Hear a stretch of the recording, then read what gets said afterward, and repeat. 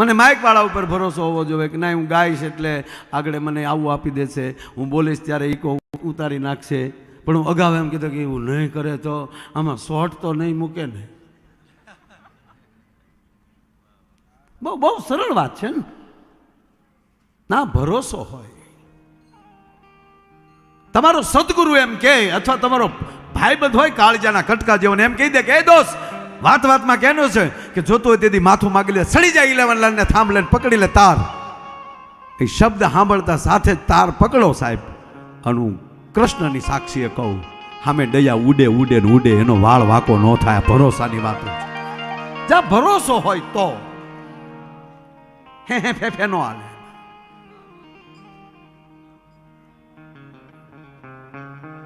વાડ્યું ઠેકીને વયા જાય. અમે તમને નહોતા ભાજા ને એટલી. ઓલા 3-4 જણા બેઠેલા ને, ભૂરોય બેઠેલો, અને 2 મોટરસાઇકલો આવ્યો, 3 સવારીમાં, 3 બેઠેલા મોટરસાઇકલમાં હોઈક્યું લઈને આવ્યા. આવીને કીધું કે આમાં હરખો કોણ છે, હરખો કોણ છે આમાં? તમારો ભૂરો દોડાયો હતો. ઊંચે કીધું તા તો ઓલા ઉતરીને છોટી ગયા, લોટ બાંધી નાખ્યો. ઓલા બધા મિત્રો હતા એ જોતા રહ્યા એમણે, અને ભૂરાનું ગોબો ઉપાડી લીધો. ગોબો ન ઉપડે પણ મહળી નાખ્યો હાવ. ઓલાનો પ્રોગ્રામ પતાવીને પછી કીકુ મારીને વયા ગયા. ભૂરો પડેલો. એના મિત્રોને કીધું આડા ન આવ્યા કોઈ આડા. એ કે તને મારે તો આડા આવી જ ને. ભૂરા તને જો કોઈ મારે તો એમ બેઠા. એ તો હરખાન મારતા હતા. એને કામ હરખાનું હતું તે હું કામ કીધું. એને આવીને પૂછ્યું કે આમાં હરખો કોણ? તો આમાં કોઈ હરખો હતો જ નહીં. તું શું કામ બોલ્યો? કે હું એમ દોઢ દાયા. એટલે પછી એમને એમ છું હરખાન મારે, આપણે શું કામ?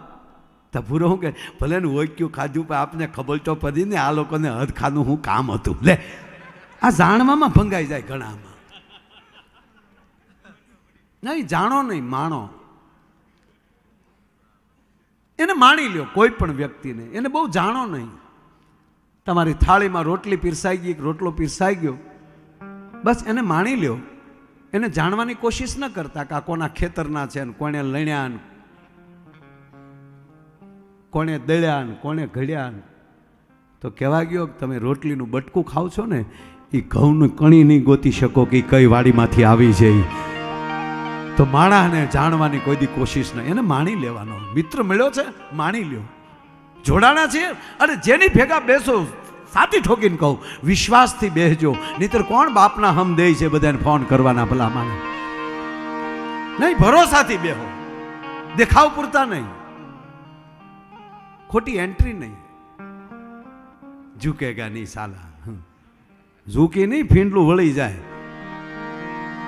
અમારા કીર્તિદાન ભાઈ એમ કહે કે 2 જ જણા કહીએ કે ઝૂકે ગયા નહીં, એક કુંવારો ને એક સાધુ. કોઈ સંત હોય એ કહીએ કે ઝૂકે, બાકી પરણેલાને બોલાય ઝૂકેગા નહીં. ટકે ટકે બકાલાને થેલીઓ લઈને નીકળી જાય ઝૂકેગા નહીં. એ અહીંની વાત નથી કરતો, અહીંનું તો આપણું તો બહુ સારું છે. હું તો આ બધું દરિયાની ઓલિકોની વાત કરું છું. હાચું હાચું હાચું.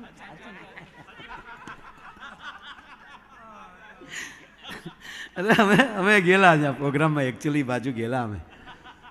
એટલે અમે તો હજી અહીંયા ગયા ને તો બેન હિંડોળે હિસકે મેં ને ડમ હો 140 કિલોનું ડોમ, મેં ડમ. અને એના પતિદેવ હામી ખુરશીએ બેઠેલા. અમે આવ્યા હતા તો બેન ઉભા છે, નમસ્તે કલાકારો કે બીજા કોઈ? હું કે કલાકારો જ. બેઠો બેઠો બેઠો. ચા પાણી તરત એનું કામવાળા બેન હતા, એ ચા પાણી લઈ આવ્યા. મેડમ પાસે હિસકવા મળ્યા. બહુ મજા આવી. યુટ્યુબમાં તો તમને જોઈએ જ છીએ. કાં? તેનો પતે કે હાચા હાચા હાચા. ગુગો આમાં બેઠો. આપણે કેટલી વાર માયાભાઈને યુટ્યુબમાં જોઈએ છીએ. કાં? તો કે હાચા હાચા હાચા હાચા. જે ના પાડતો જ નહોતો. બોલો. હું કહું વાહ, જો આવા પતિ મળે એનું અભિર્ય ભરાય બાપા. અને બેને આગળ ચાલુ કર્યો. ખરેખર તમારા ભાઈ પૂછો, તમારા ભાઈમાં બુદ્ધિ જ નહીં. કાં? હાચું હાચું હાચું. પછી તો મને એમ છો હવે ઉલટર આંગળી ફરાવી દે ને હું હાથું મંડાણો. ટમાળભાઈને વ્યવહારની ખબર જ ન પડે. કા હાચું હાચું હાચું હાચું. મેં ભૂપતને કીધું 2 મંજીરા મારને માથામાં હું હાચું હાચું હાચું હાચું. ઊભા મશીન ગળે ઠેક ઠેક ઠેક ઠેક ઠેક ઠેક. ગજબ. પરિવાર તો જ ચાલશે કે પરિવારમાં ભરોસો હોય. અમારા વડીલ ભીખુદાનભાઈ ઘણીવાર કહે કે આવનારો સમય એટલો બધો ભયાનક આવી રહ્યો છે, પરિવારને કેવલ 3 વ્યક્તિ જ બચાવી શકશે. એક તમારો સદગુરુ, બીજું તમારી સાધના, અને આ 2 માલી કદાચ કોઈ આપણે મહાપુરુષ ના મળે, કોઈ મહાન સંત સદગુરુ ના મળે, સાધના ન કરી શકો. હવે ભીખુદાનભાઈ આ શબ્દો બહુ સારો બોલે. તમારા લેખની માથે મેઘ કાં તમારો સદગુરુ મારી શકે, કાં તમારી સાધના, અને આ 2 માલી ન થઈ શકે તો તમારા માવતરની સેવા, એ માવતરના કોઠામાંથી નીકળેલો આશીર્વાદ છે ને સાહેબ. હાજ પડે ઘડીક બાપુજી આવી જાય તો કંઈક લાવો બાપુજી, લાવો તમારો પગ ઘડીક દબાવી દો, લાવો સેવા કરી લો, લાવો ઘડીક માથું દબાવી દો. તેથી પથારીમાં પીડ્યા માવતર એમ કહી દે કે હે અખિલ બ્રહ્માંડના માલિક, મારા સંતાનોનું અભિરે ભરજે. સાહેબ તેથી બ્રહ્માની કલમ ધ્રુજી જાય. ધન્ય છે આવા સંતાનોને. આ તો હવના ઘરે છે ને, ક્યાં આગું જવું સાહેબ. અને એક બીજી એ કહું યુવાન મિત્રોને, દીકરી હોય કે દીકરો હોય, પણ જે માવતરને આહુડા પડાવે ને, માવતરને આતરડી દુભાવીને કદાચ ઘર બહાર નીકળી જાય ને, એ ભલે દુનિયાના ખૂણામાં જઈ શકે પણ એ કોઈ દી સુખી ન થઈ શકે. ત્યાં લખો ત્યાં જે માવતરના જે આતરડા, એ માવતરને જે કકળાવે. જવાન જો દીકરી કોલેજ કરાવી ભણાવે અને માવતરને કીધા વગર ઘરેથી નીકળી જાય, અને એ બાપને બજારમાં હાલે એવો ન રહેવા દે. તમને લાગે એનું સંતાન કોઈ દી માર્કેટમાં આવે, બજારમાં આવે? સાહેબ આ જીવન, આ શાસ્ત્રો શીખવાડી શકે. જેમ અમુક વસ્તુ તમારા ઘરમાં પડી હોય તો મચ્છર ના આવે, એમ તમારા ઘરમાં ભગવદ્ ગીતા, દેવી ભાગવત, રામચરિત્ર માનસ આવા ગ્રંથો પીડ્યા છે ને, અરે છોડો, સદગુરુએ દીધેલો બેરખો તમારા ઘરમાં પીડ્યો હશે ને તો કળિયુગ તમારા ઘરમાં પ્રવેશ નહીં કરી શકે. ભલા માણસ, આ શાસ્ત્રો એ શીખવાડે છે. આપણે ભાગવત વાંચીએ, સાંભળીએ જ છીએ ભાઈ. ભાગવત ખૂબ મને, એમાં ભાગવતમાંથી એક બાપુ મને બહુ ગમ્યું. મહારાજ પરીક્ષિત એટલે ભાઈ અર્જુનના દીકરા અભિમન્યુ અને અભિમન્યુના દીકરા ઓતરાના કોઠામાં અગ્નિના ગોળા જેવો પાકેલો મહારાજ પરીક્ષિત.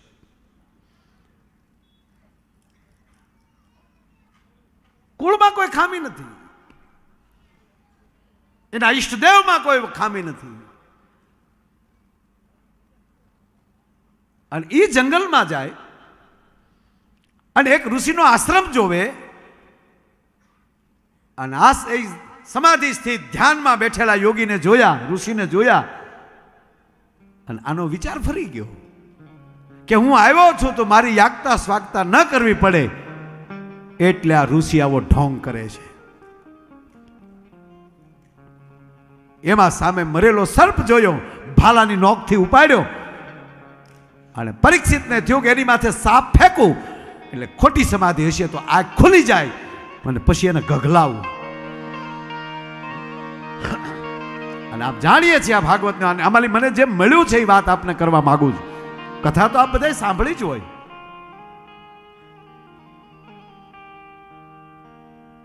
સાપ ડોકમાં વીંટાઈ ગયો, આમ ઘા કર્યો, આટી લાગી ગઈ ડોકમાં, પણ ઋષિમાં કોઈ અસર ન થઈ. કાળજામાં હેરડો પીડ્યો પરીક્ષિતને. કાય હાય, હું પાંડવ પુત્ર અને મને આવો વિચાર આવ્યો કે આ તો હાચું હાચું ધ્યાનમાં બેઠા છે. અને પરીક્ષિત ત્યાંથી નીકળી ગયા. એમાં કોઈ જોઈ ગયું ઋષિની ડોકમાં મરેલો સાપ, અને એનો દીકરો નદીએ હતો. ઋષિનો દીકરો નદીએ સ્નાન હાદુળભાઈ કરવા ગયેલો અને ન્યા જઈને કોકે કીધું કે ઋષિકુમાર, આપના પિતાની ડોકમાં કોઈએ મરેલો સાપ નાખ્યો છે. કથા જાણીતી છે, આવે છે. અને પિતાની ડોકમાં મરેલો સાપ જોયો. આ વાત એ માટે કરું, પરીક્ષિત આવ્યા છે તો એકલા નહીં હોય, હારે 5-7 ઘોડા હશે. ઘોડાના ડાબલાના અવાજ થયા હશે. સાપ ફેંક્યો એ ડોકમાં લાગ્યો હશે. ઋષિની આંખ નથી ખોલી, પણ આજ એનું સંતાન આવ્યું છે, એનો દીકરો આવ્યો છે. એ ઋષિકુમારે કેવલ હાથ જો બોલ્યા નથી, અવાજ નથી કર્યો, કેવલ હાથમાં જળ લીધું કમંડળમાંથી અને ખાલી મનમાં સંકલ્પ કર્યો કે જેણે મારા પિતાની ડોકમાં મરેલો સર્પ નાખ્યો હોય એને 7મા દિવસે તક્ષક કરડજો. હાદુળભાઈ એટલામાં આંખ ખુલી ગઈ ઋષિની. કેવડી મોટી વાત કરી સાહેબ. પહેલો જ ભાગવત ભગવાન વ્યાસ આપણને એ કહેવા માગે કે દુનિયા તો આપણી માથે ઝેર નાખ્યા કરે, આખું ઉઘાડવાની જરૂર નથી, આપણે આપણી મસ્તીમાં બેસવાનું. દુનિયા છે ઝેર નાખે માથે, પણ જેદી દુનિયા ભૂલ્યું કરે એમાં તમારે ડોટું દેવાની જરૂર નથી. પણ પેટનો દીકરો ભૂલ કરે ને ત્યારે બાપની આંખ ઉઘડી જવી જોવે. અને ઋષિએ આંખ ખોલીને સીધું એટલું જ કીધું કે એ દીકરા, શું કર્યું તે? બોલ્યા ઋષિ સાહેબ, પિતાજી ગાંડા મહારાજ પરીક્ષિત હતા. લાખોને કદાચ શ્રાપ દેવાય, પણ બેટા લાખોના પાલનહારને શ્રાપ ન દેવાય. તે પાંડવ પુત્રને શ્રાપ આપ્યો. હાલ હવે જટ જાય હસ્તિનાપુર. સાહેબ ભૂલું થઈ જાય ને, જેની ભૂલ કરી હોય ને તે એની જ પાસે જવાય, જેથી કરીને લાંબુ હાલે નહીં સાહેબ. આ તો આ કોર્ટમાં હારે તો ઉપલી કોર્ટમાં જાય, ન્યાલી હારે તો હાઈકોર્ટમાં જાય, હાઈકોર્ટમાંથી જઈ અને ઠેઠ આપણે સુપ્રીમમાં જાય. એણે મારી સામો કાઠલો પકડ્યો. એટલે ભાઈ કાઠલા પકડવા પગે લાગે ને ભાઈ, શું કામ લાંબીને છોડીને ચીકણું કરવું છે?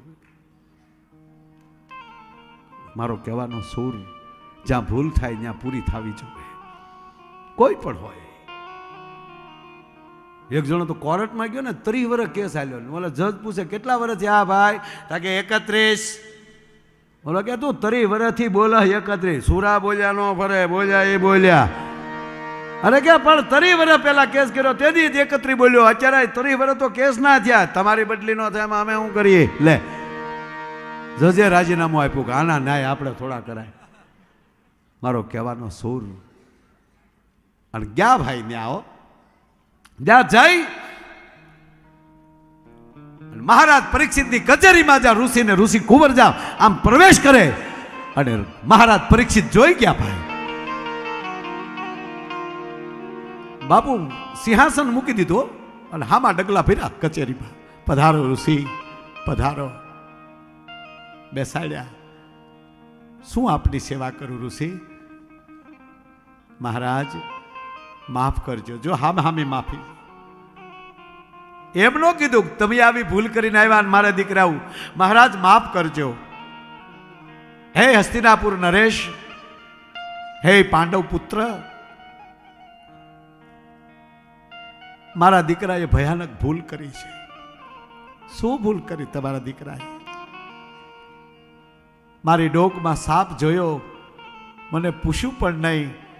એણે આપને શ્રાપ દઈ દીધો. આપના દિવસે આપને 7મા દિવસે તક્ષક કરડશે. પગમાં પડી ગયો મહારાજ પરીક્ષિત. ઋષિવાર એ જ લાયક છું હું પાંડવ પુત્ર. બે એક સાધુની મજાક કરી, બે એક ઋષિની મજાક કરી. તમારા દીકરાએ જે કર્યું શ્રાપ મારા સર ઉપર ચડાવું છું સાહેબ. નગર તો ત્યાં રાજા હતા. લોકો 7 દીની વાર છે, પણ અત્યારે આને નાખી જો જેલમાં. નહીં, મારાથી આ પગલું ન ભરાય. પણ હે ઋષિ, હવે મને મૃત્યુનો માર્ગ દેખાડો. મહારાજ, આપનું મૃત્યુ એક જ સુધારી શકે. કોણ? સુખદેવજી મહારાજ.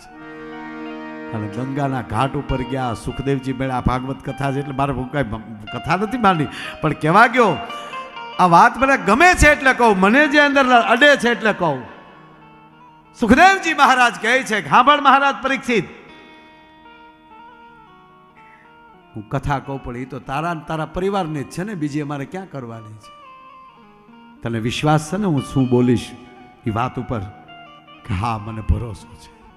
આ ભરોસાની વાત બોલ તો હવે તારે શું સાંભળવું છે? હે સુખદેવજી મહારાજ, મને એ કહો કે હું પાંડવનો દીકરો અને એક ઋષિની ડોકમાં શ્રાપ નાખવાનો વિચાર મને આવ્યો કેમ? બસ મને એ બતાવો. મારા વડવાઓનું મને તો ખબર છે, મેં કોઈ કર્મ કોઈ પાપ નથી કર્યું. ભગવાન કૃષ્ણએ મારી માના ઉદરમાં સુદર્શન ચક્ર મૂકીને બ્રહ્માસ્ત્રથી રખોપું કર્યું છે મારું. મારા નારાયણે મારી માના ઉદરમાં મને બચાવ્યો છે. એ હું પરીક્ષિત છું. આવો વિચાર કેમ આવે? મારા વડવાઓની શું ભૂલ, મારા બાપ દાદાની શું ભૂલ કે આજ મારા ભોગવવી પડે?